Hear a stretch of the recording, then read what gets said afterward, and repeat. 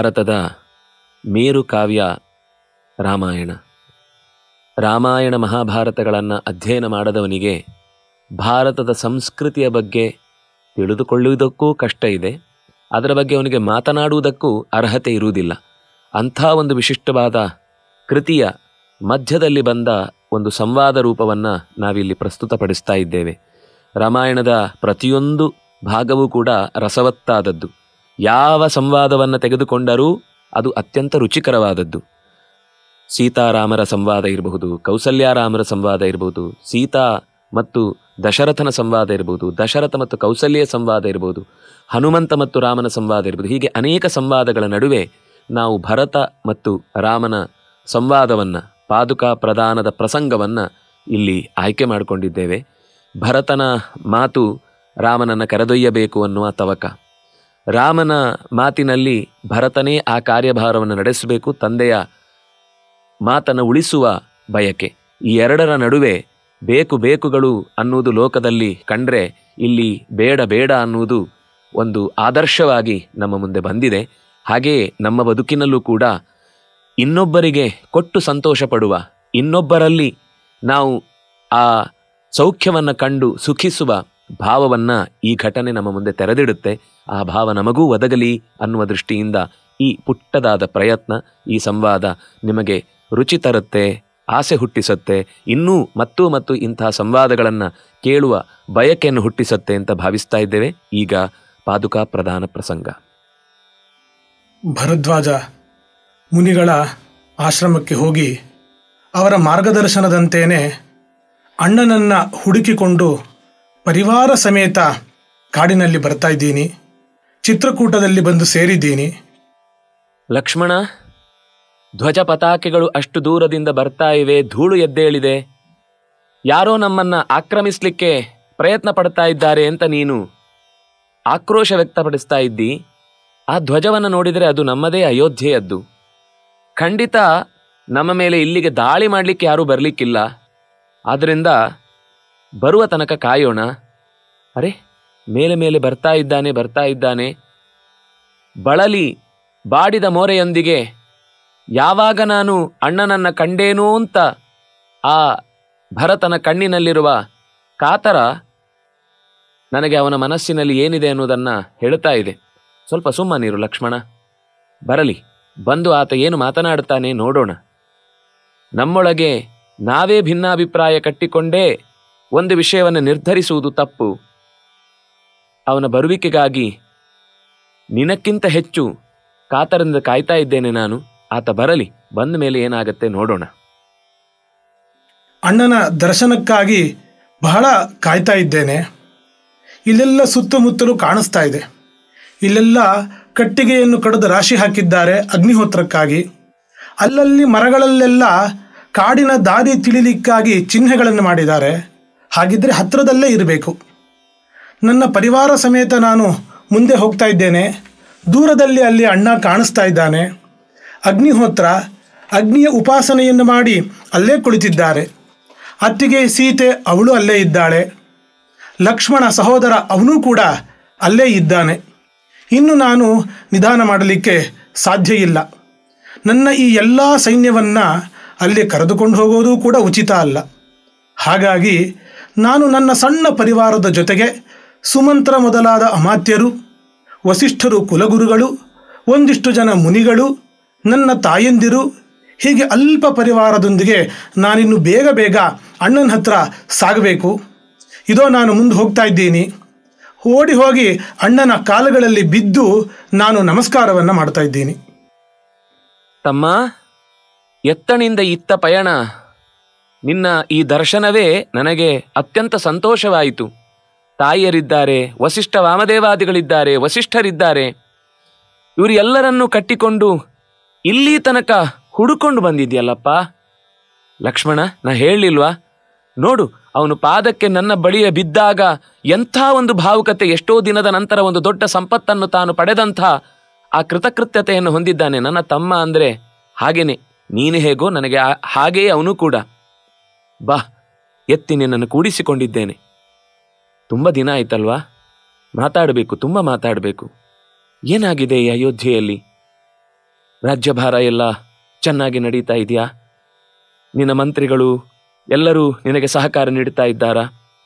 ಪ್ರಜೆಗಳು ಅವರವರ ಕರ್ತವ್ಯವನ್ನು ಚೆನ್ನಾಗಿ ಮಾಡ್ತಾ ಇದ್ದಾರೆ. ನಾನು ಬರುವಾಗ ಅವರಿಗೆಲ್ಲ ಹೇಳಿದ್ದೆ, ನನ್ನಂತೆಯೇ ನೀವು ಭರತನಿಗೂ ಕೂಡ ಅಷ್ಟೇ ಗೌರವ ಕೊಟ್ಟುಕೊಂಡು ಕಾರ್ಯಭಾರವನ್ನು ನಡೆಸಲಿಕ್ಕೆ ಅವನಿಗೆ ನೀವು ಸಹಕರಿಸಬೇಕು ಅಂತ. ನನ್ನ ಪ್ರಜೆಗಳಲ್ಲಿ ನನಗೆ ನಂಬಿಕೆ ಇದೆ, ಖಂಡಿತ ನಿನಗೆ ಸರಿಯಾದ ರೀತಿಯಲ್ಲೇ ಅವರು ಸಹಕಾರ ನೀಡ್ತಿರ್ತಾರೆ ಅಂತ. ಹೇಗೆ ನಡೀತಾ ಇದೆ, ಹೇಗೆ ಆಗ್ತಾ ಇದೆ, ಏನು ಆ ಜವಾಬ್ದಾರಿಯ ಭಾರವನ್ನು ಹೊತ್ತದ್ದು ನಿನಗೆ ಕಷ್ಟವಾಗ್ತಾ ಇದೆಯಾ? ಏನಾದರೂ ಇದ್ರೂ ಹೇಳು ತಮ್ಮ. ಅಣ್ಣ, ನಾನು ಊರಲ್ಲಿ ಇಲ್ಲದೇ ಇರುವಂತಹ ಸಂದರ್ಭದಲ್ಲಿ ಎಷ್ಟು ದೊಡ್ಡ ಅನಾಹುತವೇ ನಡೆದು ಹೋಯಿತು. ನೀನು ಕಾಡಿಗೆ ಬಂದು ಸೇರದೆ ಅಲ್ಲಿ ನನ್ನ ತಂದೆಗೆ ನಿನ್ನದೇ ಚಿಂತೆ. ನೀನು ಮಾತ್ರ ಬಂದಿದ್ದಲ್ಲ, ನನ್ನ ತಂದೆ ಮನಸ್ಸೂ ಕೂಡ ನಿನ್ನ ಜೊತೆಗೆ ಬಂತು.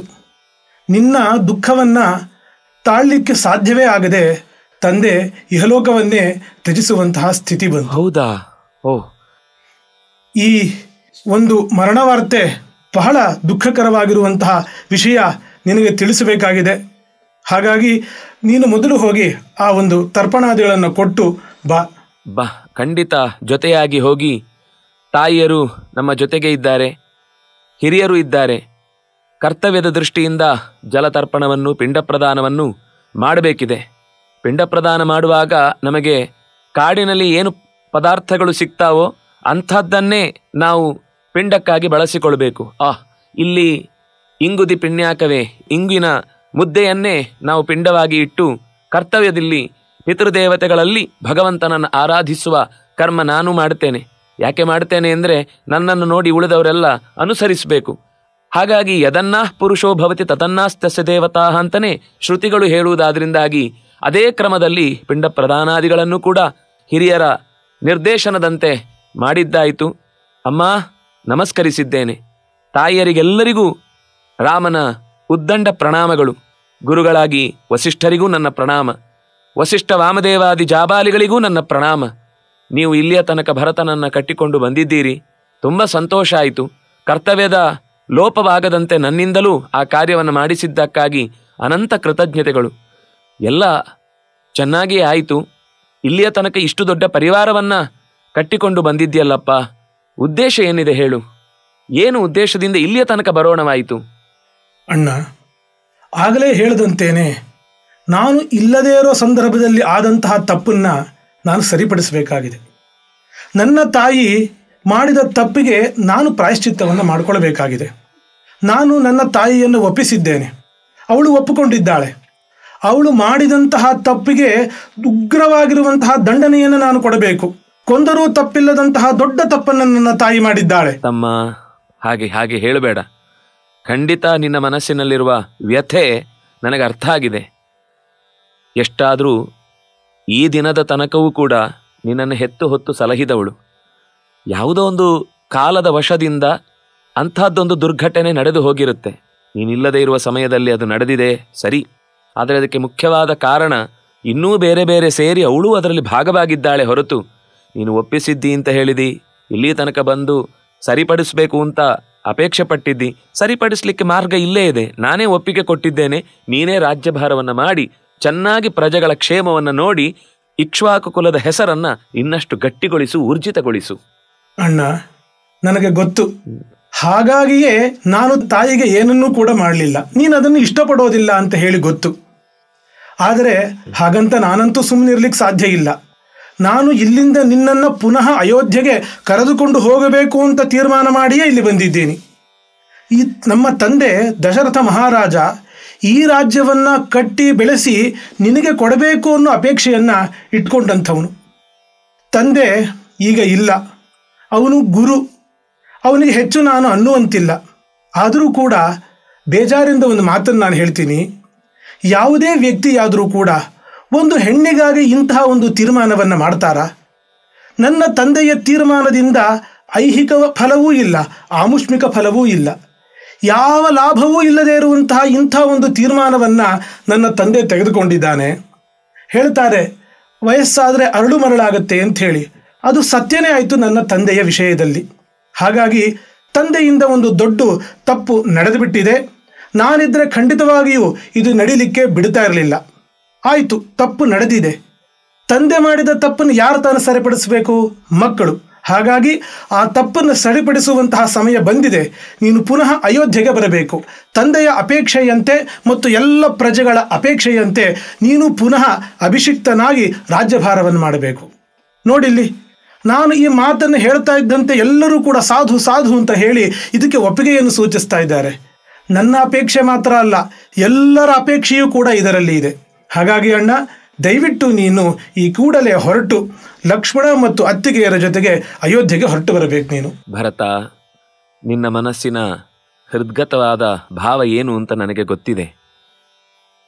ರಾಮನ ತಮ್ಮನಾಗಿ, ನಾನು ಭರತನ ಅಗ್ರಜನಾಗಿ ನನ್ನ ನಿರ್ಧಾರವನ್ನು ನೀನು ಒಪ್ಪಿಕೊಳ್ಬೇಕು. ತಾಯಿಯನ್ನು ಯಾವ ಕಾರಣಕ್ಕೂ ಕೂಡ ಇನ್ನು ಮುಂದೆ ನೀನು ನಿಂದಿಸಕೂಡದು. ಎರಡನೇದಾಗಿ, ತಂದೆ ಆ ವಯಸ್ಸಿನಲ್ಲಿ ಏನೋ ನಿರ್ಧಾರ ತೆಗೆದುಕೊಂಡಿದ್ದಾನೆ ಅನ್ನೋ ವಿಷಯದಲ್ಲೂ ಕೂಡ ಬೇಸರದಿಂದಲೂ ಕೂಡ ಆ ತೀರ್ಮಾನವನ್ನು ಮಾಡಬೇಡ. ಯಾಕೆಂದರೆ ಎಲ್ಲ ಕಾಲದ ವಶವಾಗಿಯೇ ಕಾರ್ಯವನ್ನು ಮಾಡುವಂಥದ್ದು.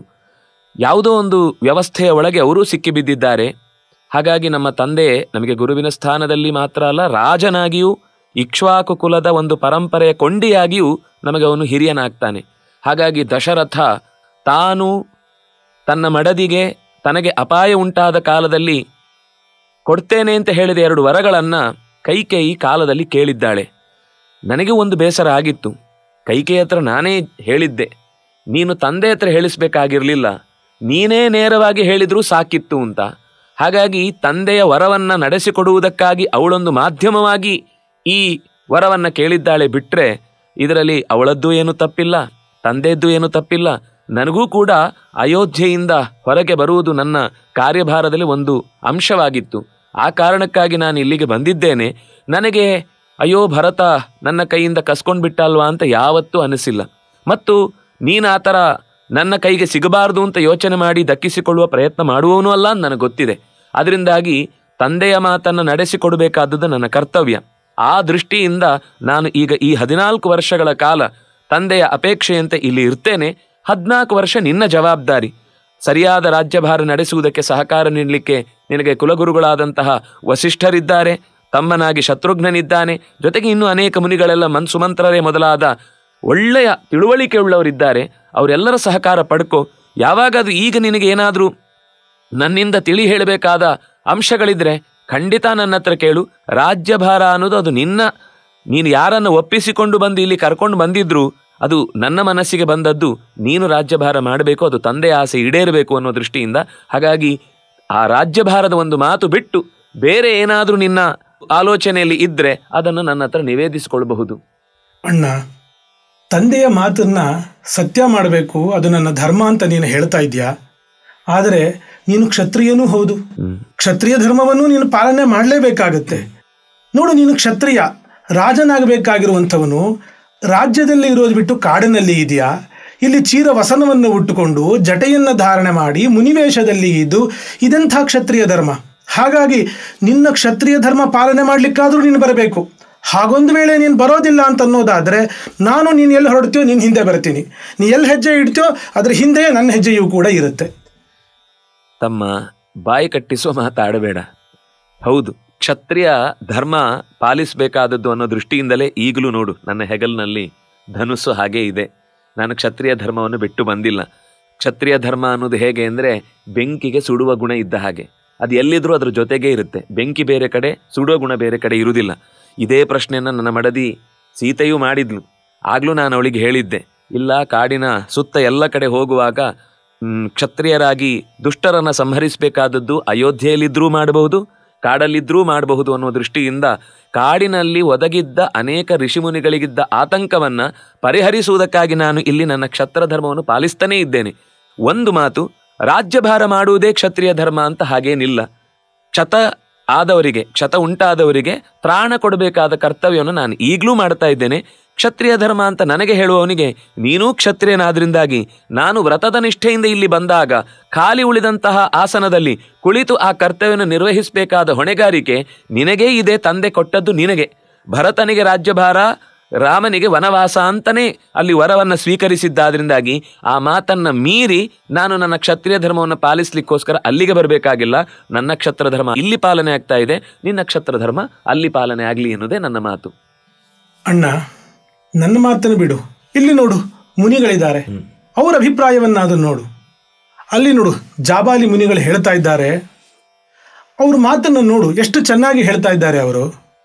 ಅಲ್ಲ, ಯಾವ ಸಂಬಂಧ ಶಾಶ್ವತ? ಯಾರು ಯಾರ ಜೊತೆಗೆ ಕೊನೆಯ ತನಕ ಇರ್ತಾರೆ? ತಂದೆ, ತಾಯಿ, ಮಕ್ಕಳು, ಯಾವ ಸಂಬಂಧವೂ ಕೊನೆಯ ತನಕ ಉಳಿಯುವಂಥದ್ದಲ್ಲ. ಮುಗೀತು. ಇನ್ನು ತಂದೆ ಹೋದ ಮೇಲೆ, ದಿವಂಗತನಾದ ಮೇಲೆ ತಂದೆಗೂ ನಿನಗೂ ಸಂಬಂಧ ಕಡಿತು. ಯಾವ ಪುಣ್ಯಕ್ಕೆ, ಯಾವ ಪಾಪಕ್ಕಾಗಿ ಹೆದರುತ್ತೀಯ ನೀನು ಅಂತ ಜಾಬಾಲಿ ಮುನಿಗಳು ಹೇಳ್ತಾ ಇದ್ದಾರೆ. ಯಾವ ಪುಣ್ಯ ಪಾಪಕ್ಕೂ ಹೆದರೋ ಅವಶ್ಯಕತೆ ಇಲ್ಲ. ಕಣ್ಣು ಮುಂದೆ ಕಾಣುವುದನ್ನು ಬಿಟ್ಟು ಕಣ್ಣಿಗೆ ಕಾಣದೇ ಇರುವಂತಹ ಪುಣ್ಯ ಪಾಪ ಅಂತ ಹೇಳಿ ವಿಚಾರ ಮಾಡಿ ರಾಜ್ಯವನ್ನು ಬಿಟ್ಟು ಕಾಡನ್ನು ಸೇರೋದು ಯಾವ ಅರ್ಥ ಇದೆ? ಅದು ಒಬ್ಬ ಉನ್ಮತ್ತನು ಇಂಥ ಕೆಲಸವನ್ನು ಮಾಡಬಹುದಷ್ಟೇ ಅಂತ ಹೇಳಿ ಜಾಬಾಲಿ ಮುನಿಗಳೇ ಹೇಳ್ತಾ ಇದ್ದಾರೆ ನೋಡಿ. ಅವರು ಹೇಳ್ತಾರೆ, ಆದರೆ ಇಡೀ ತಂದೆಯ ಶ್ರಾದ್ದಾದಿ ಕರ್ಮ ಮಾಡಿಸಿದವರು ಅವರೇ. ಅದನ್ನು ಮರ್ತು ಈಗ ನನ್ನನ್ನು ಹೇಗಾದರೂ ಮಾಡಿ ಮನೆಗೆ ಕರ್ಕೊಂಡು ಹೋಗಬೇಕು, ಅಂತಃಪುರಕ್ಕೆ ಕರ್ಕೊಂಡು ಹೋಗಬೇಕು, ಅಧಿಕಾರದಲ್ಲಿ ಕೂಡಿಸ್ಬೇಕು, ಎಲ್ಲರ ಅಪೇಕ್ಷೆ ಈಡೇರಿಸಬೇಕು ಅಂತನ್ನುವ ಅದು ಅವರಿಗೆ ಗೊತ್ತು. ಅವರೇ ಮಾತಾಡುವಾಗ ಅವರ ಕಣ್ಣಲ್ಲೇ ನಾನು ಈ ಮಾತನ್ನು ನನ್ನ ಮನಸ್ಸಿನಿಂದ ಹೇಳ್ತಾ ಇದ್ದೇನೆ ಹೊರತು ಹೃದಯದಿಂದ ಹೇಳ್ತಾ ಇಲ್ಲ ಅಂತ ಅವರೇ ಹೇಳ್ತಾರೆ. ನೀನು ಹೇಳಿದ ಮಾತು ಸರಿ. ಋಣ ಅಂತನ್ನುವುದು ಎಲ್ಲಿಯ ತನಕ ಮನುಷ್ಯ ಬದುಕಿರ್ತಾನೋ ಅಲ್ಲಿಯ ತನಕ ಮಾತ್ರ. ಆ ನಂತರವೂ ಕೂಡ ಅವರನ್ನೇ ಪ್ರತೀಕವಾಗಿಟ್ಟುಕೊಂಡು ನಾವು ಪಿತ್ರಾದಿ ಕರ್ಮಗಳನ್ನು ಮಾಡಲೇಬೇಕು ಅಂತಲೇ ಶಾಸ್ತ್ರ ಹೇಳುತ್ತೆ. ಆದ್ರಿಂದಾಗಿ ಆ ಶರೀರ ಕೊಟ್ಟ ಕಾರಣಕ್ಕಾಗಿ ನಮಗೆ ಮುಂದೆ ಕರ್ತವ್ಯವನ್ನು ಮಾಡುವಂತಹ ಜವಾಬ್ದಾರಿ ಇರುವುದರಿಂದ ನಮಗೆ ಕೊಟ್ಟ ಜವಾಬ್ದಾರಿಯ ಪ್ರಕಾರ ನಾನೀಗ ಅವರ ಮಾತು ನಡೆಸಿಕೊಡುವ ಹಿನ್ನೆಲೆಯಲ್ಲಿ ಕಾಡಿನಲ್ಲಿ ಅನಿವಾರ್ಯವಾಗಿ ಇರಲೇಬೇಕು. ಅದು ನಾನು ಖುಷಿಯಿಂದ ಇದ್ದೀನಿ. ಅಯ್ಯೋ ಮಾಡಲೇಬೇಕಲ್ವಾ, ಇದೊಂದು ಮಾತು ಕೊಟ್ಟು ಬಿಟ್ಟಿದ್ದೇನೆ ಅನ್ನುವ ಬೇಸರಕ್ಕಾಗಿ ಖಂಡಿತ ಮಾಡ್ತಾ ಇಲ್ಲ. ನಾನು ಎಲ್ಲಿದ್ದೇನೋ ಅಲ್ಲಿ ಸಂತೋಷವಾಗಿ ಆನಂದವಾಗಿ ಆ ಕರ್ಮವನ್ನು ಪ್ರೀತಿಯಿಂದಲೇ ನನ್ನ ಸುತ್ತ ರಕ್ಷಣೆಗೋಸ್ಕರ ನನಗೋಸ್ಕರ ಬಂದ ಲಕ್ಷ್ಮಣ ಇದ್ದಾನೆ, ನನ್ನನ್ನೇ ಅನುಸರಿಸಿ ಬಂದಂತಹ ಸೀತೆ ಇದ್ದಾಳೆ. ಇಲ್ಲಿ ಯಾವುದೇ ತೊಂದರೆಯಲ್ಲಿದೆ, ನಿನಗೆ ನನ್ನ ಬಗ್ಗೆ ಕಾಳಜಿ ಇರಬಹುದು. ವಲ್ಕಲವನ್ನುಟ್ಟುಕೊಂಡು ಎಲ್ಲೋ ಕಾಡಿನಲ್ಲಿ ಕಲ್ಲು ಮುಳ್ಳುಗಳ ದಾರಿಯಲ್ಲಿ ಕಷ್ಟಪಟ್ಟುಕೊಂಡು ಓಡಾಡಬೇಕಲ್ವಾ ಅಂತ. ಯಾವುದು ಕಷ್ಟ ಆಗುವುದಿಲ್ಲ. ಅವಳು ಕೂಡ ಇಷ್ಟಪಟ್ಟೇ ನನ್ನ ಜೊತೆಗಿದ್ದಾಳೆ. ಲಕ್ಷ್ಮಣನು ಸೇವೆ ಅಂತ ಅತ್ಯಂತ ಪ್ರೀತಿಯಿಂದ ಕರ್ತವ್ಯವನ್ನು ನಿರ್ವಹಿಸ್ತಾ ಇದ್ದಾನೆ. ಅದರಿಂದಾಗಿ ನೀನು ಇಲ್ಲಿಯ ಕಷ್ಟವನ್ನು ಯೋಚನೆ ಮಾಡಬೇಡ. ಜಾಬಾಲಿಗಳ ಮಾತಿಗೆ ಹೆಚ್ಚು ಅವಶ್ಯಕತೆ ಇಲ್ಲ, ಬೆಲೆ ಕೊಡುವಂಥ ಅವಶ್ಯಕತೆ ಇಲ್ಲ. ಅವರೂ ಕೂಡ ಮನಸ್ಸಿನಲ್ಲಿ ತಾನು ರಾಮನಿಗೆ ಹೇಳಬೇಕಾದ ಮಾತು ಏನಿತ್ತು, ಅದು ಏನಾಗಿ ಬಂತು ಅನ್ನೋದು ಅವರು ತಿಳಿದೇ ಮಾತಾಡ್ತಾ ಇದ್ದಾರೆ. ನೀನು ಅವರ ಮಾತನ್ನು ಮತ್ತೆ ನನ್ನ ಮುಂದೆ ಇಟ್ಟು ಹೇಗಾದರೂ ರಾಮನನ್ನು ಕರೆದುಕೊಳ್ಳಬಹುದು ಅನ್ನುವ ಯೋಚನೆಯನ್ನು ಬಿಟ್ಟು ನಾನು ಅಣ್ಣನಾಗಿ ನಿನಗೆ ಮಾಡುವ ಆದೇಶದಂತೆ ರಾಜ್ಯಭಾರವನ್ನು ಪ್ರೀತಿಯಿಂದ ಹೊತ್ತು ತಂದೆಯ ಅಪೇಕ್ಷೆಯನ್ನು, ಇಕ್ಷ್ವಾಕು ಕುಲದ ಪರಂಪರೆಯ ಒಂದು ಮಾತನ್ನು, ಇದು ಬರೀ ತಂದೆಯ ಮಾತಲ್ಲ, ಇಕ್ಷ್ವಾಕು ಕುಲದಲ್ಲಿ ಯಾರೂ ಕೂಡ ಮಾತು ಇಲ್ಲಿ ತನಕ ತಪ್ಪಿಲ್ಲ ಅನ್ನೋ ಒಂದು ಹೆಗ್ಗಳಿಕೆ ಇದೆ. ಆ ಹೆಗ್ಗಳಿಕೆಯನ್ನು ಉಳಿಸುವ ದೃಷ್ಟಿಯಿಂದ ನಾವು ಈ ಕಾರ್ಯವನ್ನು ಮಾಡಲೇಬೇಕು. ಮಾತು ಉಳಿಸುವುದರಲ್ಲಿ ಏನಿದೆ, ಅವರು ಹೊರಟು ಹೋದ್ರಲ್ವಾ ಅನ್ನೋ ಒಂದು ಜಿಜ್ಞಾಸೆ ನಮಗೆ. ನಮ್ಮ ಕಾಲದಲ್ಲಿ ನಾವು ಆಡಿದ ಮಾತು ಅದನ್ನು ನಡೆಸಿದೆವು ಅಂದರೆ ಅದೇ ತಪಸ್ಸು. ಅದಕ್ಕಿಂತ ಬೇರೆ ಒಂದು ತಪಸ್ಸು ಅಂತಿಲ್ಲ. ಒಂದು ವೇಳೆ ನಾವು ಆಡಿದ ಅಥವಾ ನಮಗೋಸ್ಕರ ಆಡಿದ ಮಾತನ್ನೇ ನಾವು ನಡೆಸಲಿಲ್ಲ ಅಂದರೆ ಬೇರೆ ಯಾವ ತಪಸ್ಸು ಮಾಡಿದರೂ ಉಪಯೋಗ ಇಲ್ಲ. ಮುಂದೆ ಮುಂದೆ ಬರಬಹುದೇನೋ ಜನಗಳಿಗೆ ಮಾತಾಡಿದ ಮೇಲೆ ನಾನು ಆಡಿಲ್ಲ ಅಂತ ಹೇಳುವುದು. ಆದರೆ ನಮ್ಮ ಕಾಲದಲ್ಲಿ ಹಾಗಿಲ್ಲ. ಆದ್ದರಿಂದ ಮಾತಾಡಿದ್ದನ್ನು ನಡೆಸುವುದು, ನಡೆಸಿದ್ದನ್ನು ನುಡಿಯುವುದು, ನುಡಿದದ್ದನ್ನು ಮತ್ತೆ ಇನ್ನೊಬ್ಬರಿಂದಲೂ ಅದು ಪರಂಪರೆಯಾಗಿ ಬೆಳೆಯುವುದು ಅನ್ನುವ ದೃಷ್ಟಿಯಿಂದ ನನ್ನನ್ನು ನೋಡಿ ನಾಳೆ ಕಲಿತಾರೆ, ರಾಮನೇ ಮಾತು ತಪ್ಪಿದ್ದ ಅಂತ ನಾಳೆ ಮಾತಾಡಬಾರದು. ಆ ಕಾರಣಕ್ಕಾಗಿ ನಾನೀಗ ಕಾಡಿನಲ್ಲಿರುವುದೇ ಉಚಿತವಾದ ಧರ್ಮ ಅನ್ನುವ ದೃಷ್ಟಿಯಿಂದ ಕ್ಷತ್ರ ಧರ್ಮ ಬಿಡದೆ ಸುಖವಾಗಿ 14 ವರ್ಷಗಳ ಕಾಲ ಇಲ್ಲಿ ಕಾಲ ಕಳೆದು ಮತ್ತೆ ಮರಳಿ ನಾನು ನೀನು ಇದ್ದಲ್ಲಿಗೆ ಬಂದೇ ಬರ್ತೇನೆ. ಇದು ನನ್ನ ಮಾತು. ಅಣ್ಣ, ವಸಿಷ್ಠ ಮುನಿಗಳಿದ್ದಾರೆ, ಅವರ ಮಾತನ್ನಾದರೂ ಕೇಳಬಹುದಲ್ಲ. ವಸಿಷ್ಠ ಮುನಿಗಳು ಒಂದೇ ಸಾಮಾನ್ಯರಲ್ಲ, ನಮ್ಮ ಇಡೀ ಇಕ್ಷ್ವಾಕು ವಂಶಕ್ಕೆ ಕುಲಗುರುಗಳಾಗಿರುವಂಥವರು. ಅವರು ನೋಡಿ ಎಷ್ಟು ಚೆನ್ನಾಗಿ ನಮ್ಮ ವಂಶದಲ್ಲಿ ಯಾರ್ಯಾರು ಮಹಾನುಭಾವರು ಬಂದಿದ್ದಾರೆ, ಅವರ ಇತಿಹಾಸ ಏನು, ಪ್ರತಿಯೊಂದನ್ನು ನಿಖರವಾಗಿ ಹೇಳ್ತಾ ಇದ್ದಾರೆ. ಅವರಿಗೆ ಗೊತ್ತಿದೆ ನಮ್ಮ ವಂಶ ಕುಲ ಧರ್ಮ ಏನು ಅಂತ ಹೇಳಿ. ಅವರು ಹೇಳ್ತಾ ಇದ್ದಾರೆ, ಈ ಇಕ್ಷ್ವಾಕು ವಂಶದಲ್ಲಿ ಹಿರಿಯ ಮಗನೇ ರಾಜನಾಗಬೇಕು ಅಂತ ಹೇಳಿ. ಹಾಗಾಗಿ ಕುಲಧರ್ಮವನ್ನಾದರೂ ನೀನು ಗಮನಿಸಬೇಕಲ್ವಾ? ಹೌದು ತಮ್ಮ, ವಸಿಷ್ಠರು ಹೇಳುವುದು ಸರಿ. ಯಾವಾಗ ನಾನು ಅಲ್ಲೇ ಇದ್ದು ಈ ಕರ್ತವ್ಯವನ್ನು ಹೊರಲಿಕ್ಕೆ ತಯಾರಿಲ್ಲ ಅಂತ ಆಗಿ ಅಕಸ್ಮಾತು ಸಮಸ್ಯೆ ಆ ಥರ ಬಂದಿದ್ದರೆ ಆವಾಗ ನಾನು ರಾಜ್ಯಭಾರವನ್ನು ಸ್ವೀಕರಿಸಬೇಕಿತ್ತು. ತಂದೆಯ ಮಾತಾಗಿಯೇ ಎಷ್ಟೋ ಉದಾಹರಣೆಗಳನ್ನು ನಾನು ಕೊಡಬಲ್ಲೆ. ನಂತರದವರು ಯಾರ್ಯಾರು ಅಧಿಕಾರವನ್ನು ಸ್ವೀಕರಿಸಿ ರಾಜ್ಯಭಾರವನ್ನು ಮಾಡಿದ್ದಾರೆ ಅಂತ. ಇದು ಪ್ರಸಂಗ ಸೃಷ್ಟಿಯಾಗಿದ್ದು ಹಾಗೆ. ಆದ್ದರಿಂದಾಗಿ ನಾನು ಜವಾಬ್ದಾರಿಯನ್ನು ತೆಗೆದುಕೊಳ್ಳಲಿಕ್ಕೆ ಅವಕಾಶ ಇದ್ದಾಗಲೂ ಹೆದರಿಯೋ ಅಥವಾ ಬೇಜವಾಬ್ದಾರಿತನದಿಂದಲೋ ತಪ್ಪಿಸಿಕೊಂಡು ಬಂದಿದ್ರೆ ನನ್ನ ಅಪರಾಧವಾಗ್ತಿತ್ತು. ನಾನು ಉದ್ದೇಶಪೂರ್ವಕವಾಗಿ ತಂದೆಯ ಮಾತನ್ನು ನಡೆಸಿಕೊಡುವ ಹಿನ್ನೆಲೆಯನ್ನಿಟ್ಟುಕೊಂಡೇ ಈ ಕರ್ತವ್ಯದಲ್ಲಿ ಬಂದಿದ್ದೇನೆ. ಅದರಿಂದಾಗಿ ಅನೇಕ ಜನ ಜ್ಯೇಷ್ಠ ಭ್ರಾತ ಅಂತನ್ನುವ ಅಧಿಕಾರವನ್ನು ನಡೆಸಬೇಕು ಅಂತನ್ನುವ ನಿಯಮವನ್ನು ಮೀರಿಯೂ ರಾಜ್ಯಭಾರವನ್ನು ಮಾಡಿದ ಉಲ್ಲೇಖಗಳು ಇವೆ. ಆದ್ದರಿಂದಾಗಿ ನಾನು ಅದನ್ನು ಮತ್ತೆ ಗಂಭೀರವಾಗಿ ಪರಿಗಣಿಸಬೇಕಾದ ಅಗತ್ಯ ಇಲ್ಲ. ಅವರ ಬಗ್ಗೆ ನನಗೆ ಗೌರವ ಇದೆ. ಅವರಿಗೂ ನಾನು ಏನು ಹೇಳ್ತಾ ಇದ್ದೇನೆ ಅಂತ ಗೊತ್ತಿದೆ. ಅವರಿಗೆ ಗೊತ್ತಿದೆ. ವಿಶ್ವಾಮಿತ್ರರ ಕಳಿಸಿಕೊಡುವಾಗಲೂ ಈ ಮಾತು ಹೇಳಿದ್ರು, ಅವನು ಕೇವಲ ಈ ಮನೆಯಲ್ಲಿ ಇರಬೇಕಾದವನಲ್ಲ, ಅವನು ಹೋದಲ್ಲೆಲ್ಲ ಕಾರ್ಯಭಾರವನ್ನು ನಡೆಸಲಿಕ್ಕಿರುವವನು. ಈಗಲೂ ನಾನು 14 ವರ್ಷ ಅಯೋಧ್ಯೆಯಲ್ಲಿ ಇಲ್ಲದೆ ಇಲ್ಲಿ ಇದ್ದೇನೆ ಅಂದರೆ ನಾನು ಮಾಡಲಿಕ್ಕಿರುವ ಮಹಾ ಕಾರ್ಯ ಏನು ಅನ್ನೋದು ಅವರಿಗೆ ಗೊತ್ತಿದೆ. ನಾನು ಬಂದದ್ದೇ ಭೂಭಾರೋತ್ತಾರಣಾಯ ಚ ಅಂತ ಭೂಮಿಯ ಭಾರವನ್ನು ಕಳೆಯುವುದಕ್ಕಾಗಿ ಬಂದಿದ್ದೇನೆ ಅನ್ನುವ ಕಾರಣ ಅವರಿಗೂ ತಿಳಿದಿದೆ. ಆದ್ದರಿಂದ ಅವರು ನನ್ನನ್ನು ಈಗದ ಹಂತದಲ್ಲಿ ಅಯೋಧ್ಯೆ ಕಡೆಗೆ ನನ್ನನ್ನು ಸೆಳೆಯುವ ನಿನ್ನ ಪರವಾದ ಮಾತನ್ನು ಆಡಿದ್ದಾರೆ. ನನಗದರಲ್ಲಿ ಅವರ ಬಗ್ಗೆ ಗೌರವ ಇದೆ, ವಿಶ್ವಾಸ ಇದೆ. ಆದರೆ ಈಗ ನಾನು ಮತ್ತೆ ಮರಳಿ ಆ ಕಡೆ ತಿರುಗಿ ಬರುವಂತಹ ಪ್ರಸಂಗ ಖಂಡಿತ ಹುಟ್ಟುವುದಿಲ್ಲ. ಅಣ್ಣ, ನೀನು ಯಾಕೋ ಒಪ್ಪಲಿಕ್ಕೆ ತಯಾರಿಲ್ಲ. ನಿನ್ನ ಅಣ್ಣ ಅಲ್ವಾ? ನಿನಗೆ ಹೇಗೆ ತಂದೆಯ ಮಾತನ್ನು ನಡೆಸ್ಕೊಡ್ಬೇಕು ಅನ್ನೋದು ಧರ್ಮವೋ, ಆ ವಿಷಯದಲ್ಲಿ ಆಗ್ರಹ ಇದೆಯೋ, ಹಾಗೆ ನನಗೆ ತಂದೆ ಸಮಾನ ಆಗಿರುವಂತಹ ಅಣ್ಣನ ಮಾತನ್ನ ನಡೆಸ್ಕೊಡ್ಬೇಕು, ಅವನ ಯೋಗಕ್ಷೇಮವನ್ನು ನೋಡಬೇಕು ಅನ್ನೋದು ನನಗೂ ಧರ್ಮ. ನನಗೂ ಆ ವಿಚಾರ ಇದ್ದೇ ಇರುತ್ತೆ. ಹಾಗಾಗಿ ಒಂದು ಕೆಲಸ ಮಾಡೋಣಂತೆ, ಬೇರೆ ಇನ್ನೇನು ಚಿಂತೆ ಬೇಡ. 14 ವರ್ಷಗಳ ಕಾಲ ವನವಾಸ ಮಾಡಬೇಕಲ್ವಾ? ನಿನ್ನ ಬದಲು ನಾ ಅದನ್ನ ಮಾಡ್ತೀನಿ. ನಾನು ಈ ಕಾಡಿನಲ್ಲೇ 14 ವರ್ಷ ಇದ್ದು ವನವಾಸವನ್ನು ಮಾಡ್ತೀನಿ. ನೀನು ಅಯೋಧ್ಯೆಯಲ್ಲಿ ಇದ್ದು ರಾಜ್ಯ ಪರಿಪಾಲನೆಯನ್ನು ಮಾಡಬೇಕು. ಇದಕ್ಕೂ ನೀನು ಖಂಡಿತ ಒಪ್ಕೊಳ್ಳೋದಿಲ್ಲ ಅಂತ ಅನ್ನೋದಾದ್ರೆ ನನಗೆ ಬೇರೆ ದಾರಿ ಇಲ್ಲ. ನಾನು ಈಗಲೇ ಸುಮಂತ್ರ ಇಲ್ಲಿ ದರ್ಬೆಯನ್ನು ಹಾಸಿ ನಾ ಇಲ್ಲೇ ಪ್ರಾಯೋಪವೇಶಕ್ಕೆ ಕೂತ್ಕೊಳ್ತೇನೆ. ಅಣ್ಣ, ಅವರು ಸುಮಂತ್ರ ನಿಮ್ಮ ಮುಖವನ್ನೇ ನೋಡ್ತಾ ಇದ್ದಾರೆ. ಅವರಿಗೆ ಅದಕ್ಕೂ ಸಂಕೋಚ ಪಡ್ತಾ ಇದ್ದಾರೆ. ಯಾರು ಬೇಡ, ನಾನೇ ಇದೋ ದರ್ಬೆಯನ್ನು ಹಾಸಿದೆ, ಇದರ ಮೇಲೆ ಕುಳಿತೆ, ನಾನು ಈಗ ಪ್ರಾಯೋಪವೇಶಕ್ಕೆ ಕೂತಿದ್ದೀನಿ. ನೀನು ಬರ್ತೀನಿ ಅಂತ ತೀರ್ಮಾನ ಮಾಡೋ ತನಕ ನಾ ಇಲ್ಲಿಂದ ಹೇಳೋದಿಲ್ಲ. ನೀನು ಬರಲೇಬೇಕು. ಭರತ ಹಠ ಮಾಡಬೇಡ. ನೀನು ಹಠ ಮಾಡೋದ್ರಿಂದ ಏನು ಪರಿಸ್ಥಿತಿ ಅನ್ನೋದು ಬದಲಾಗುವುದಿಲ್ಲ. ಯಾಕೆಂದರೆ ನಿನ್ನ ಅಣ್ಣನ ಮೇಲಿನ ಪ್ರೀತಿ ಏನು ಅಂತ ನನಗೆ ಚೆನ್ನಾಗಿ ಗೊತ್ತು. ನೀನು ಇಲ್ಲಿಂದ ಹೋಗೋದಿಲ್ಲ ಯಾಕೆ ಅನ್ನೋದು ನನಗೆ ಗೊತ್ತು. ಆದರೆ ಒಂದು ಮಾತು ಸರಿಯಾಗಿ ಗಮನಿಸು. ಹೇಗೆ ತಂದೆಯ ಮಾತನ್ನು ನಡೆಸಬೇಕು ಅನ್ನುವ ಕಾರಣಕ್ಕಾಗಿ ನೀನು ನನ್ನ ಕಾರ್ಯವನ್ನು ಮಾಡ್ತೇನೆ, ಕಾಡಿನಲ್ಲಿ ಇರ್ತೇನೆ ಅನ್ನುವ ಮಾತು ಹೇಳಿದರೆ ಆರಂಭದ ವ್ಯವಸ್ಥೆಗೆ ಏನು ತೊಂದರೆ ಆಗಲಿಕ್ಕಿಲ್ಲ. ಆದರೆ ಭರತನೇ ಆಗ್ತಾನೆ, ರಾಮನೇ ಆಗ್ತಾನೆ.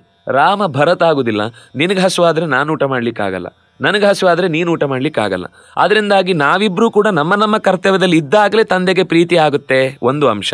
ಎರಡನೇದ್ದು, ನೀನು ಪ್ರಾಯೋಪವೇಶಕ್ಕೆ ಕೂಡ್ತಿ ಅಂತಾದರೆ ಜ್ಯೇಷ್ಠ ಭ್ರಾತ ಪಿತೃ ಸಮಾಹ ಅನ್ನೋ ಮಾತಿದೆ, ಒಪ್ಕೊಳ್ತೀನಿ. ನೀನು ಮನೆಯಲ್ಲೂ ಇದೇ ಗಲಾಟೆ ಮಾಡಿ ಇಲ್ಲಿ ತನಕ ಬಂದಿರ್ತಿ. ತಂದೆಯೂ ಇಲ್ಲದೆ ಇದ್ದ ಹೊತ್ತಿಗೆ ಅಣ್ಣನೆಲ್ಲಿ ಅಂತಲೇ ನೀನು ಹುಡ್ಕೊಂಡು ಬಂದಿರ್ತಿ. ಅಣ್ಣ ಈಗ ನಿನಗೆ ತಂದೆ ಸಮಾನ. ಅಣ್ಣ ನಿನಗೆ ಹೇಳಿದ್ದನ್ನು ನೀನು ಮಾಡಬೇಕಾದದ್ದು ತಮ್ಮನಾಗಿ ನಿನ್ನ ಕರ್ತವ್ಯ. ನೀನು ಹಠ ಮಾಡಿದ್ದು ಸರಿ, ಪ್ರಾಯೋಪವೇಶಕ್ಕೆ ಕೂಡ್ತೇನೆ ಅಂತ ಸರಿ, ಅದು ನಿನ್ನ ಪ್ರೀತಿ. ಆದರೆ ಆಜ್ಞಾಪಾಲಕನಾಗಿ ನೀನು ನನ್ನ ಮಾತು ನಡೆಸಿಕೊಡುವುದಾದರೆ, ನನಗೆ ಸಂತೋಷ ಪಡಿಸಬೇಕು ಅಂತಾದರೆ ನೀನು ಮರಳಿ ಹೋಗಿ ರಾಜ್ಯಭಾರವನ್ನು ಮಾಡಿ 14 ವರ್ಷಗಳ ಕಾಲ ಈ ಕರ್ತವ್ಯವನ್ನು ನಿರ್ವಹಿಸು. 14 ವರ್ಷ ಆದಮೇಲೆ ನಿನಗೆ ನಾನು ಕಷ್ಟ ಕೊಡುವುದಿಲ್ಲ. ಅಲ್ಲಿಯ ತನಕ ಅದು ನಿನ್ನ ಜವಾಬ್ದಾರಿ. ತಂದೆಯ ಮಾತನ್ನು ನಡೆಸ್ಕೊಡ್ಬೇಕಾದ್ರೆ ಈಗಾಗಲೇ ನಾವು ಸಂಕಲ್ಪ ಮಾಡಿ ಇಲ್ಲಿಗೆ ಬಂದಾಗಿದೆ. ಈಗ ಮಧ್ಯದಲ್ಲಿ ನಾವು ಹೊರಟು ಬರುವುದು, ನೀನು ಇತ್ತ ಬರುವುದು, ಇದೆಲ್ಲ ಕೇವಲ ಒಂದು ಕೇಳಲಿಕ್ಕೆ ಚೆನ್ನಾಗಿರುತ್ತೆ ಹೊರತು ಮಾಡಲಿಕ್ಕೆ ಚೆನ್ನಾಗಿರುವ ಕೆಲಸ ಅಲ್ಲ. ಅದರಿಂದ ನೀನು ಮರಳಿ ನಿನ್ನ ಗುರುಗಳನ್ನೆಲ್ಲ ಕರೆದುಕೋ, ತಾಯಿಯರ ಜೊತೆಗಿರು, ಆ ಕರ್ತವ್ಯವನ್ನು 14 ವರ್ಷ ಪೂರೈಸು.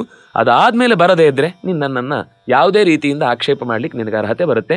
ಈಗ ಪ್ರಾಯೋಪವೇಶ ಮಾಡುವ ಮಾತು ಮಾತ್ರ ಬಿಟ್ಟುಬಿಡು. ಬೇರೆ ಏನಾದರೂ ಅಲ್ಲಿ ಹೋಗಿ ನೀನು ಕೂಡ ಕ್ಷತ್ರಿಯನಾದ್ರಿಂದಾಗಿ ನಿನ್ನ ಕ್ಷತ್ರ ಧರ್ಮವನ್ನು ಪಾಲಿಸುವ, ಪ್ರಜೆಗಳನ್ನು ರಕ್ಷಿಸುವ, ಪ್ರಜೆಗಳಿಗೆ ಬೇಕಾದ ಅಗತ್ಯವನ್ನು ಪೂರೈಸುವ ಜವಾಬ್ದಾರಿಯನ್ನು, ಹೊಣೆಗಾರಿಕೆಯನ್ನು ನೀನು ಹೊರಲೇಬೇಕು. ಇದು ಅಣ್ಣನಾಗಿ, ಅಣ್ಣನಿಗಿಂತ ಹೆಚ್ಚು ಈಗ ತಂದೆಯಾಗಿ ನಿನಗೆ ಹೇಳುವ ಮಾತು. ಅಣ್ಣ, ನನಗೆ ಬೇರೆ ದಾರಿಯೇ ಇಲ್ಲದೇ ಇರುವಂತಹ ಸ್ಥಿತಿಯನ್ನು ನೀನು ತಂದಿಟ್ಟಿದ್ದೀಯ. ಈಗ ಆಗಲಿ, ನಾನು ಮರಳಿ ಹೋಗ್ತೀನಿ. ಆದರೆ ಒಂದು ನಿಬಂಧನೆಯ ಮೇಲೆ. ಖಂಡಿತ. ಯಾವುದೇ ಕಾರಣಕ್ಕೂ ನಾನು ಆ ಸಿಂಹಾಸನದ ಮೇಲೆ ಕೂತ್ಕೊಳ್ಳಿಕ್ಕೆ ಅಪೇಕ್ಷೆ ಪಡೋದಿಲ್ಲ. ಅಲ್ಲಿ ನೀನೇ ಬರಬೇಕು. ಆದರೆ ನೀನು ಆಜ್ಞೆ ಮಾಡ್ತಾ ಇದ್ಯಾ, ಹೋಗು ಅಲ್ಲಿ ಜವಾಬ್ದಾರಿಯನ್ನು ವಹಿಸ್ಕೊ ಅಂತ ಹೇಳಿ. ಹಾಗಿದ್ರೆ ಒಂದು ಉಪಾಯವನ್ನು ಮಾಡೋಣಂತೆ. ಇದು ಈ ಪಾದುಕೆಗಳಿವೆ, ಈ ಬಂಗಾರದ ಪಾದುಕೆಗಳ ಮೇಲೆ ನಿನ್ನ ಪಾದಸ್ಪರ್ಶವನ್ನು ಮಾಡಿಸು. ಈ ಪಾದುಕೆಗಳಿಗೆ ನಾನು ಪಟ್ಟಾಭಿಷೇಕ ಮಾಡಿ ಸಿಂಹಾಸನದ ಮೇಲೆ ಇದನ್ನು ಅಲಂಕರಿಸ್ತೇನೆ. ಅದರಿಂದನೇ ಎಲ್ಲ ಆಜ್ಞೆಗಳು ಕೂಡ ಹೊರಡಬೇಕು. ನಿನ್ನ ರಾಜ್ಯಭಾರವೇ ಅಲ್ಲಿ ನಡಿಬೇಕು. ಅಲ್ಲಿಯವರೆಗೂ ನಾನು ನಗರದಲ್ಲಿ ಪ್ರವೇಶ ಮಾಡದೇನೆ ನಂದಿಗ್ರಾಮ ಅಂತ ಊರಿನ ಹೊರಗಡೆ ಎಲ್ಲಿ ಹೇಗೆ ನೀನು ಮುನಿವೇಷದಲ್ಲಿದೆಯೋ ಅದೇ ರೀತಿ ನಾನು ಮುನಿವೇಷದಲ್ಲಿ ಇದ್ದು ಮುನಿವೃತ್ತಿಯನ್ನು ಪಾಲಿಸ್ತಾ ನಿನಗಾಗಿ ನಾನು ಕಾಯ್ತಾ ಇರ್ತೇನೆ. ಆದರೆ ಈಗ ತಾನೇ ನೀನು ಹೇಳಿದೆ 14 ವರ್ಷ ಅಷ್ಟೇ, ಆಮೇಲೆ ಬಂದುಬಿಡ್ತೀನಿ ಅಂತ. ನಾನು 14 ವರ್ಷ ಮಾತ್ರ ಕಾಯುವಂಥದ್ದು. ಅದಾದ ಮೇಲೆ ಒಂದು ದಿನವೂ ನಾನು ಕಾಯೋದಿಲ್ಲ. ಖಂಡಿತವಾಗಿಯೂ ಈಗ ಪ್ರಾಯೋಪವೇಶಕ್ಕೆ ಕುಳಿತುಕೊಳ್ತೀನಿ ಅಂತ ಹೇಳಿದ್ದೆ, ಅಲ್ಲ, ಅಗ್ನಿ ಪ್ರವೇಶವನ್ನೇ ನಾನು ಮಾಡ್ತೀನಿ. ಆ ಮಾತನ್ನು ನೀನು ಕೊಡಬೇಕು. ಹಾಗಿದ್ದಲ್ಲಿ ಮಾತ್ರ ನಾನು ತೆರಳಿ ವಾಪಸ್ಸು ಅಯೋಧ್ಯೆಗೆ ಹೋಗಲಿಕ್ಕೆ ಸಾಧ್ಯ ಆಗುತ್ತೆ. ಭರತ, ಅಣ್ಣ ಮಾತು ಕೊಟ್ಟಿದ್ದಾನೆ. 14 ವರ್ಷದ ನಂತರ ಒಂದು ದಿನವೂ ತಡ ಆಗುವುದಿಲ್ಲ. ತೆಗೆದುಕೊಂಡು ಬಾ ಆ ಪಾದಪೀಠವನ್ನು. ವಜ್ರ ಧ್ವಜಾಂಕುಶಗಳಿಂದ ಚಿಹ್ನಿತವಾದಂತಹ ನನ್ನ ಪಾದವನ್ನು ಅದರಲ್ಲಿ ಇರಿಸಿದ್ದೇನೆ. ನಾನೇ ಆ ಪೀಠದಲ್ಲಿ ನಿಂತಿದ್ದೇನೆ ಅನ್ನೋ ನಿನ್ನ ಭಾವವನ್ನು ಸತ್ಯ ಮಾಡುವ ಜವಾಬ್ದಾರಿ ನನ್ನದು. 14 ವರ್ಷದ ನಂತರ ನೀನು ಯಾವ ರೀತಿಯಲ್ಲಿ ಪ್ರತಿಜ್ಞೆಯನ್ನು ಮಾಡಿದ್ಯೋ ಅದಕ್ಕೆ ನಾನು ಅವಕಾಶ ಕೊಡಲ್ಲ. ಅದಕ್ಕಿಂತ ಮುಂಚೆಯೇ ನಿನ್ನನ್ನು, ಆ ಕಾರ್ಯಕ್ಕಿಂತ ಮುಂಚೆಯೇ ನಿನ್ನನ್ನು ಭೇಟಿ ಆಗ್ತೇನೆ. ಪ್ರಜೆಗಳಿಗೆ ಯೋಗಕ್ಷೇಮ ಒದಗಬೇಕಾದದ್ದು ನಿನ್ನಿಂದ. ಅದನ್ನು ನಿಶ್ಚಿಂತೆಯಾಗಿ ನೀನು ಮಾಡ್ತಿ ಅಂತ ಅನ್ನುವ ಭರವಸೆ ನನಗಿದೆ. ಆದರೆ ಆ 14 ವರ್ಷಗಳಲ್ಲಿ ಮಧ್ಯದಲ್ಲಿ ಬೇರೆ ಯಾವುದೇ ನಿರ್ಧಾರವನ್ನು ಕೈಗೊಳ್ಳಬೇಡ. ನಿನ್ನದೇ ಅಪೇಕ್ಷೆಯ ಹಾಗೆ ಅಣ್ಣನಂತೆ ಮುನಿವೃತ್ತಿಯಲ್ಲಿ ಇರ್ತೇನೆ, ಇದು ನಾನು ನಿನಗೆ ಒತ್ತಾಯ ಮಾಡುವುದಲ್ಲ. ಆದರೆ ನಿನಗೆ ಅಣ್ಣ ಆಗಿದ ಮೇಲೆ ತಮ್ಮನಾಗಿ ನಾನು ಹೇಗೆ ಸೌಖ್ಯಗಳನ್ನು ಅನುಭವಿಸಲಿ, ಭೋಗಗಳನ್ನು ಸ್ವೀಕರಿಸಲಿ ಅಂತ ನಿನ್ನ ಭಾವ ಇದ್ದರೆ ಆ ಭಾವವೇ ನಿನ್ನ ರಾಜ್ಯಭಾರಕ್ಕೆ ಬಲವನ್ನು ಕೊಡುತ್ತೆ. ನಿನ್ನ ತಪಸ್ಸು ಇನ್ನಷ್ಟು ಹೆಚ್ಚು ಪ್ರಜೆಗಳಿಗೆ ಕ್ಷೇಮವನ್ನು ಒದಗಿಸುತ್ತೆ ಅಂತ ವಿಶ್ವಾಸ ಇದೆ. ರಾಮನ ತಮ್ಮ ಅಂತ ಅನ್ನೋದನ್ನು ನೀನು ಲೋಕಕ್ಕೆ ಇನ್ನಷ್ಟು ಹೆಚ್ಚು ಪ್ರಕಟಪಡಿಸಿದಿ. ಜಗತ್ತಿನಲ್ಲಿ ಬೇಕು ಅನ್ನೋದಕ್ಕೆ ಗಲಾಟೆ ಆಗುತ್ತೆ. ಇಲ್ಲಿ ರಾಜ್ಯ ಬೇಡ ಅಂತ ನಾನು ನಿನ್ನ ಕರ್ತವ್ಯ ಅನ್ನುವ ದೃಷ್ಟಿಯಿಂದ ಹೇಳಿದರೆ, ನೀನು ನನ್ನ ಕರ್ತವ್ಯ ಅಂತ ನನ್ನ ಮೇಲೆ ಯಾವುದೋ ಒಂದು ಸಣ್ಣ ಪಾದಪೀಠವನ್ನು ಮಾತ್ರ ನಾವು ಬೇಕು ಬೇಡ ಅಂತ ಹೇಳ್ತಿಲ್ಲ. ಒಂದು ಇಡೀ ರಾಜ್ಯದ ದೊಡ್ಡ ರಾಜ್ಯಭಾರದ ಜವಾಬ್ದಾರಿಯನ್ನು ಯಾವುದೋ ಒಂದು ಔದಾಸೀನ್ಯವೋ ಅಥವಾ ಹೆದರಿಕೆಯೋ ಅಥವಾ ತಪ್ಪಿಸಿಕೊಳ್ಳುವ ಬುದ್ಧಿಯಿಂದಲೂ ಅಲ್ಲ, ಅದು ಯಾರಿಗೆ ಸೇರಬೇಕು ಅನ್ನೋ ದೃಷ್ಟಿಯಿಂದ ಮಾಡಿದ ಈ ಕಲಹ ಅದು ಲೋಕಕ್ಕೆ ಒಂದು ಪಾಠವಾಗಲಿ. ಸಜ್ಜನರಿಗೆ ಯಾವತ್ತೂ ಕೂಡ ರಾಮನ ಮತ್ತು ಭರತನ ನಡುವಿನ ಸಂಬಂಧ ಕೌಟುಂಬಿಕವಾಗಿ ಎಷ್ಟು ಮುಖ್ಯವಾದದ್ದು ನನಗೆ ಗೊತ್ತು. ನಾನು ಇಲ್ಲದೇ ಇದ್ದಾಗಲೂ ನೀನು ರಾಮನಿದ್ದಾನೆ ಅನ್ನುವುದನ್ನೇ ಚಿಂತಿಸಿ ಇಲ್ಲಿಯ ತನಕ ಬಂದಿದ್ದಿ. ಇನ್ನೂ 14 ವರ್ಷಗಳನ್ನೂ ಹಾಗೆ ಕಳೀತಿ ಅನ್ನುವ ವಿಶ್ವಾಸವೂ ನನಗಿದೆ. ಚೆನ್ನಾಗಿ ರಾಜ್ಯಭಾರವಾಗಲಿ. ಅಯೋಧ್ಯೆಯಲ್ಲಿ ಭರತನ ಆಡಳಿತದಲ್ಲಿ ಪ್ರಜೆಗಳಿಗೆ ಕ್ಷೇಮ ಒದಗತ್ತೆ ಅನ್ನುವ ವಿಶ್ವಾಸವನ್ನು ನೀನು ಉಳಿಸಿಕೊಳ್ತಿ. ಅದು ನನಗೆ ತಮ್ಮನಾಗಿ ನಿನ್ನ ಮೇಲೆ ಇರುವ ಭರವಸೆ. ಎಲ್ಲರಿಗೂ ಮಂಗಳವಾಗಲಿ. ಈ ಪಾದದ ಪೀಠದಿಂದ ನಿನ್ನ ಪ್ರಯಾಣ ಮುಂದುವರಿಲಿ. ತೆಗೆದುಕೋ ಈ ಪಾದಪೀಠವನ್ನು. ಇಲ್ಲಿಯ ತನಕ ರಾಮಾಯಣದ ಒಂದು ಸಂದರ್ಭವನ್ನು ಆಯ್ಕೆ ಮಾಡಿ ಸಂವಾದದ ಮೂಲಕ ಅದಕ್ಕೆ ಒಂದು ಜೀವಂತಿಕೆಯನ್ನು ಕೊಡುವಂತಹ ಪ್ರಯತ್ನವನ್ನು ಮಾಡಿದ್ದೀವಿ. ಈ ಒಂದು ಹೊಸ ಪ್ರಯತ್ನದಿಂದಾಗಿ ರಾಮನಲ್ಲಿ ಮತ್ತು ಭರತನಲ್ಲಿ ನಮ್ಮ ಭಕ್ತಿ ಹೆಚ್ಚಾದರೆ ಆಗ ನಮ್ಮ ಪ್ರಯತ್ನ ಸಾರ್ಥಕವಾಗುತ್ತೆ. ಪಾದುಕಾ ಪ್ರದಾನ ಪ್ರಸಂಗದ ಈ ಒಂದು ಸಂವಾದ ಕಾರ್ಯಕ್ರಮದಲ್ಲಿ ಪ್ರಾಯೋಜಕತ್ವವನ್ನು ವಹಿಸಿದಂತಹ GK ವಸುಂಧರಾ ಮತ್ತು ಅವರ ಪರಿವಾರದವರಿಗೆ ಭಗವಂತ ಜ್ಞಾನಭಕ್ತಿ ವೈರಾಗ್ಯಗಳನ್ನು ಅಪೇಕ್ಷೆ ಪಟ್ಟಂತಹ ಎಲ್ಲವನ್ನೂ ಕೂಡ ದಯಪಾಲಿಸಲಿ ಅಂತ ಹೇಳಿ ಕೇಳ್ಕೊಳ್ತಾ ಇದ್ದೇವೆ. ಶ್ರೀಕೃಷ್ಣ ಅರ್ಪಣಮಸ್ತು.